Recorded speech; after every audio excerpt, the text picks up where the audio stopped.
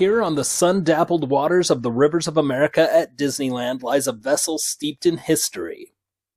This isn't your typical pirate ship. This is the Columbia, a full-scale replica of the Columbia Rediviva, a significant historic American vessel. Far too often this majestic ship is docked across from the Haunted Mansion lying dormant, operational only on the busiest days at Disneyland. But this nautical beauty is living history, not just at Disneyland, but for America.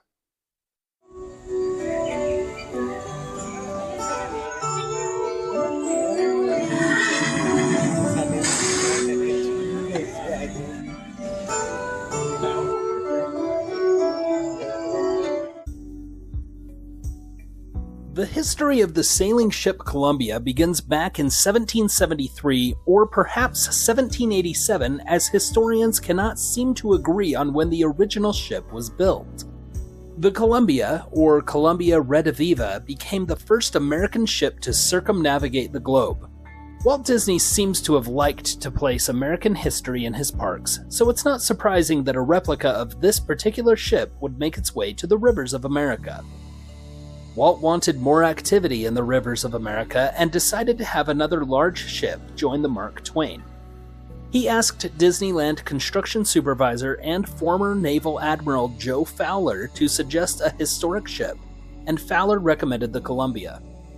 With only one known picture of the original ship, the Imagineers got to work with expert Ray Wallace. The masts, rigging, spars, and sails were constructed at Todd Shipyards in San Pedro, California. This is the same place that the Mark Twain's hull had been built a few years earlier. Joe Fowler told Walt Disney that it was customary to put a silver dollar under each mast before it was set. When he found that out, Walt personally set a silver dollar coin under each of the Columbia's 3 masts. The Columbia was christened on June 4, 1958, with Fowler dressed as captain and the Mouseketeers as his crew. The ship measures 110 feet long and 84 feet tall. While the Columbia has had many refurbishments, it has only had one major change, which was the addition of the crew quarters exhibit in 1964.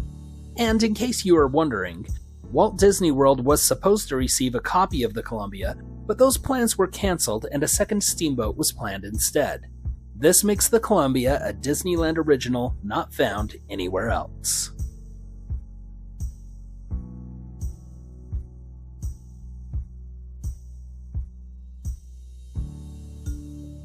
Upon boarding the Columbia, passengers are cautioned to avoid touching one specific cannon. Otherwise, those on board can interact with the cannons on the boat. On top, you can see the massive sails, which are rarely unfurled, intricate woodwork, a large flag, and the rigging on the ship. Down below is another story. That's where visitors enter a museum-like atmosphere with exhibits on captain and crew quarters, the galley, storage, weaponry, and sickbay.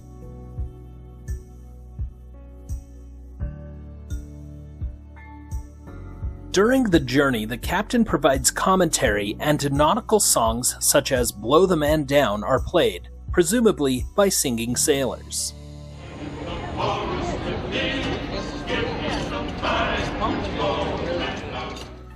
As the massive ship passes Fort Wilderness on Tom Sawyer Island, one of the Columbia crew fires a 12-gauge blank from the cannon on the forward starboard side. This is the same cannon visitors are discouraged from interacting with. Fire on!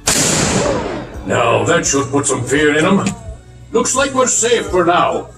Unfortunately, the Columbia only operates on the busiest days, typically weekends, or when the Mark Twain is being refurbished. And speaking of the Mark Twain, the Columbia runs on the same track as the Mark Twain, and it is powered by a compressed natural gas engine. The beautiful sailing ship Columbia is a truly unique Disneyland experience, and certainly one that will stand the test of time.